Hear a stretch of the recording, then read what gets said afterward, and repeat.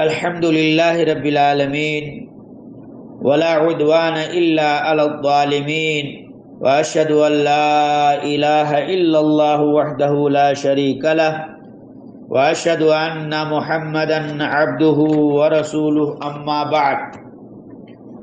میرے بزرگوں، دوستوں، اسلامی بھائیوں اور بہنوں، السلام علیکم ورحمۃ اللہ وبرکاتہ۔ پچھلے بیان میں سونا اور نماز فجر کا ناغہ، مسائل اور حل کے سلسلے میں کچھ باتیں عرض کی گئی تھیں۔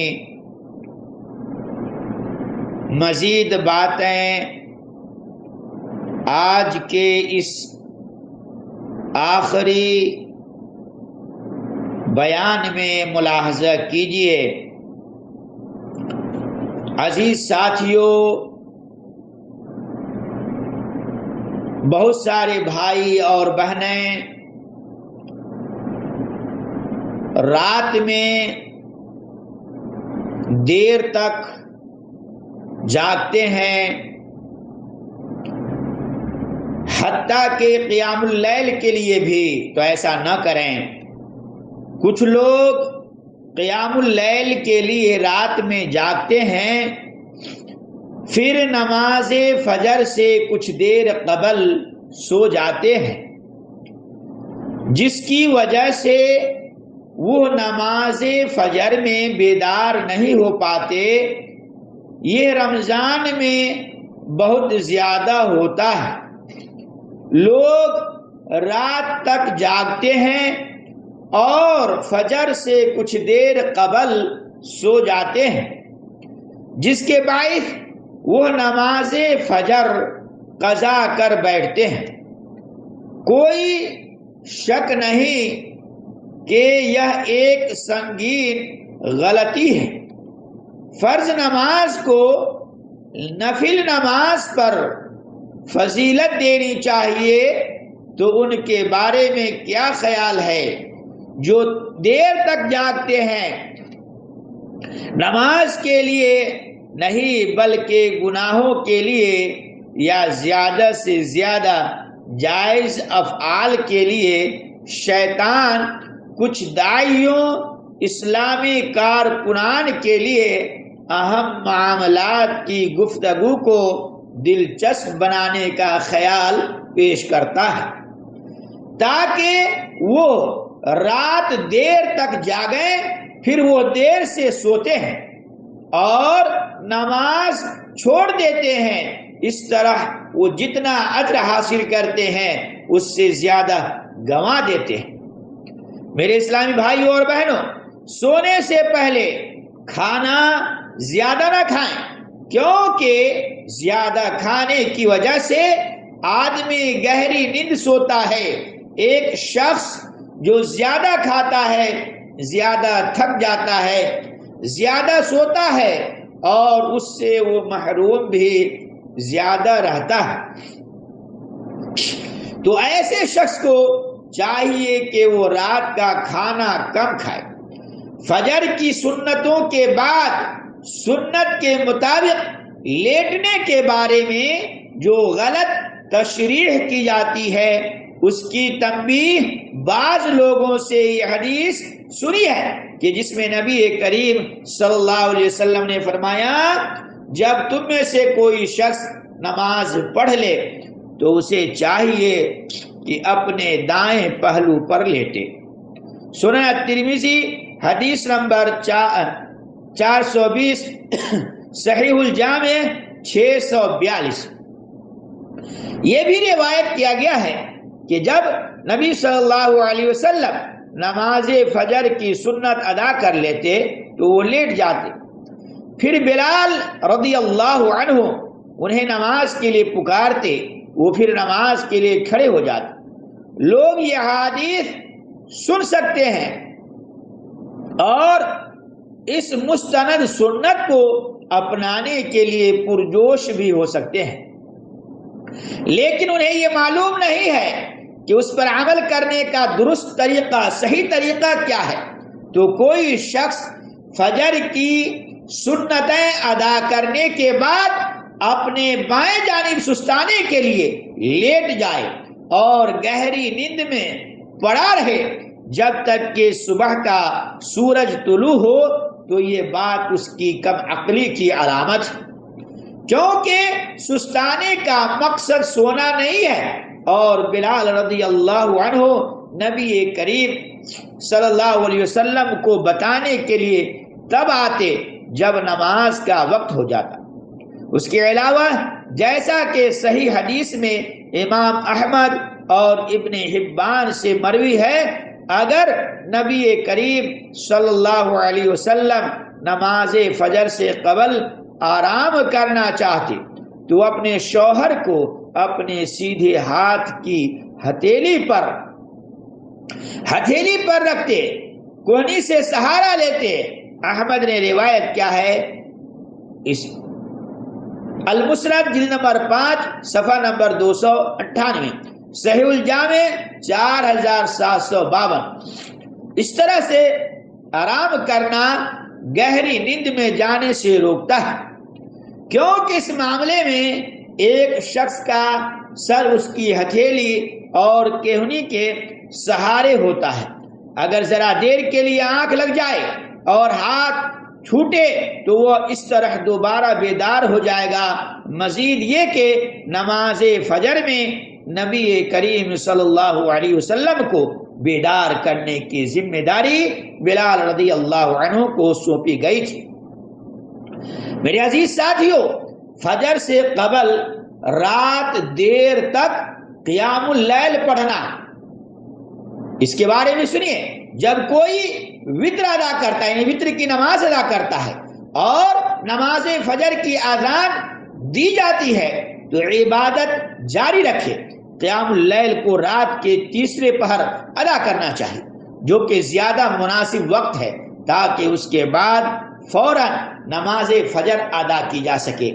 جبکہ کوئی شخص بیدار اور مستعد ہوتا ہے، لیکن یہاں ایک بات یہ بھی یاد رکھیں کہ آپ جو ہے فجر سے پہلے اٹھنے کی امید نہیں رکھتے ہیں کہ نہیں اٹھ پائیں گے، نہیں بیدار ہو پائیں گے، تو آپ جو ہے سونے سے قبل وتر کی نماز پڑھ لیں،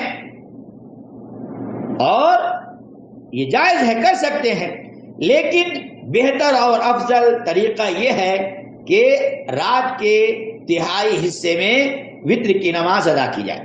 نبی کریم صلی اللہ علیہ وسلم آرام فرمانے کے لیے لیٹنے کا واقعہ، نبی صلی اللہ علیہ وسلم آرام جب فرماتے تھے تو ان کا بھی کچھ واقعہ ہے۔ تو آدمی کو چاہیے کہ وہ اپنے دائیں جانب لیٹے، دائیں رخسار یعنی گال کو اپنے سیدھے ہاتھ پر رکھے، یہ حالت اسے بیدار رہنے میں کافی معاون ثابت ہو۔ بہترین رہبر نبی کریم صلی اللہ علیہ وسلم کی ذات اقدس ہے، اور یہ حالت دوسری حالتوں میں سونے سے بہتر ہے، جو کہ بیداری میں مشکل کا سبب بنتی ہے۔ دن میں آرام کرنے سے مدد لیں، کیونکہ اس سے آدمی کو اپنی رات کی نیند کم کرنے میں مدد ملے گی۔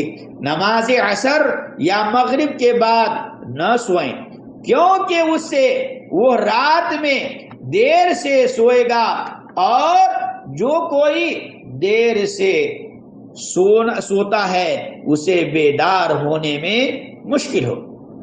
آخر میں اللہ سے مخلص وابستگی ایک بہترین عمل ہے، جو کہ کسی شخص کی بیداری میں حوصلہ افزا ہوگی، کیونکہ اللہ واحد ہے جو کہ تمام مدد کے اسباب کی قدرت رکھتا ہے۔ اگر کوئی شخص سچا خلوص رکھتا ہے اور اس کا دل اللہ سے وابستہ ہو، اللہ بیدار ہونے میں اس کی مدد کرے گا تاکہ وہ نماز فجر جماعت کے ساتھ ادا کر لے۔ چاہے یہ حقیقی محبت اور بندگی پر عزم لوگوں کو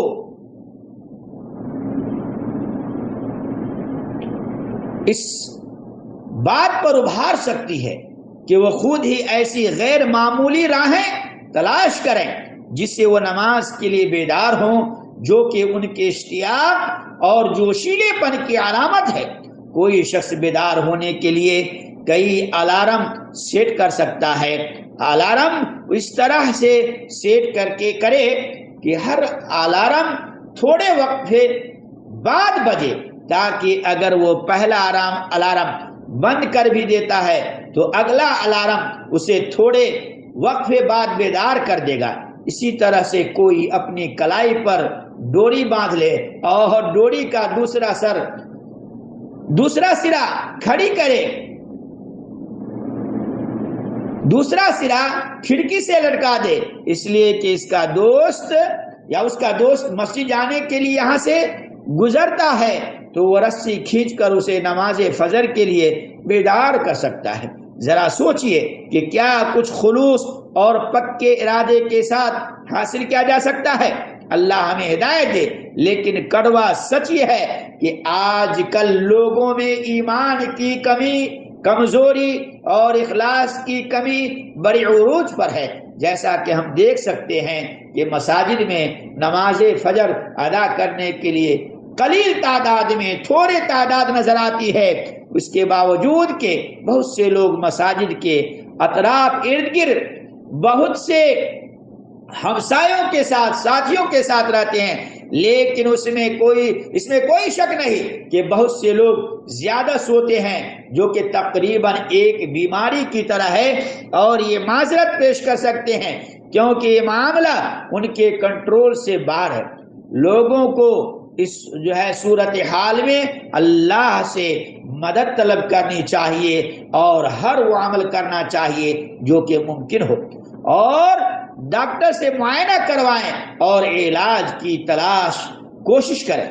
آخر میں ایک امر کے متعلق کچھ الفاظ اس طرح ہیں کہ کچھ لوگ یہ دعویٰ کرتے ہیں کہ ایک حدیث ہے کہ اگر کوئی شخص فجر میں بیدار ہونا چاہتا ہے تو اسے چاہیے کہ وہ سونے سے پہلے سورۃ الکہف کی آخری حصہ تلاوت فرمائے اور اپنے دل میں کسی مخصوص وقت میں اٹھنے کی پکی نیت کر لے، اس وجہ سے وہ اس وقت اٹھ جائے گا۔ تو بھائیو یاد رکھیے، وہ دعویٰ کرتے ہیں کہ یہ آزمایا ہوا اور مجرب تجربہ سے ثابت شدہ عمل ہے، تو یہ ہمارا جواب ہے کہ اس طرح کی کوئی صحیح حدیث نہیں ہے اور یہ کوئی وزن نہیں رکھتی۔ بہترین رہبری نبی کریم صلی اللہ علیہ وسلم کی ہدایات ہیں۔ اس لیے بھائیو، اللہ اور اللہ کے رسول صلی اللہ علیہ وسلم نے جو طریقہ بتلایا ہے، جو نمونہ بتلایا ہے، اس طریقے اور نمونے کو لیجئے، اسی میں ہمارے لیے خیر و بھلائی ہے۔ آپ خلوص نیت کے ساتھ رات میں سوئیے اور یہ ارادہ رکھیے، یہ عزم کیجئے کہ ہمیں فجر کی نماز جماعت کے ساتھ ادا کرنی ہے، تو انشاءاللہ آپ کو اللہ کی مدد ہوگی اور آپ واقعی معنوں میں فجر کی نماز ادا کریں گے۔ اللہ تعالیٰ سے دعا ہے کہ اللہ تعالیٰ مجھے بھی اور آپ تمام سامعین و سامعات کو پنجگانہ نمازی بنائے اور ان ساری باتوں پر سن کر عمل کی توفیق عطا فرمائے، آمین۔ وآخر دعوانا ان الحمد للہ رب العالمین، والسلام علیکم ورحمۃ اللہ وبرکاتہ۔